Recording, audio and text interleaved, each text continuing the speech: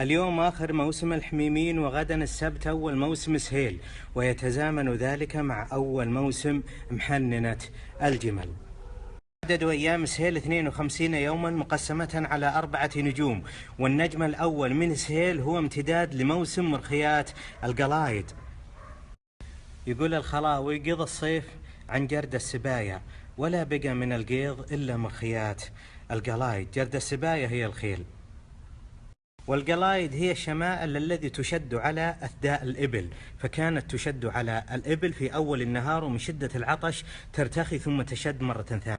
وفي النجم الأول من سهيل تكون الجمال قد استنفذت كل ما في وسعها من شحوم للتعويض عن الماء، فيحن الجمل إلى الماء، ولهذا تسمى بمحننة الجمل. و13 يوما من أول سهيل النجم الأول من سهيل هو امتداد لفترة الحرارة، ولن نحس بالتحسن إلا بعد 13 يوم. ودليل حرارة أول سهيل يقول الشاعر: يا من لقلب من الفرقة يوني ويرزم رزام خلج بالصيف يوم سهيل حامي.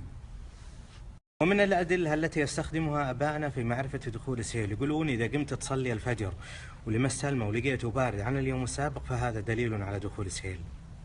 ومن الأدلة أيضا يقولون أن جهة الأشجار الجنوبية أنها تبدأ تخضر، يقولون أنها الشجر تشوف سهيل ومن ثم تحيا من جديد. ومن أشجاع آبائنا سابقا قالوا: لا دخل سهيل تلمس التمر بالليل، ولا تامن السيل ويبرد آخر الليل. لا دخل سهيل تلمس التمر بالليل دليل على كثرته، ولا تامن السيل أي أنه ممكن أنه ينزل مطر ويبرد آخر الليل، وهذا سنحسه.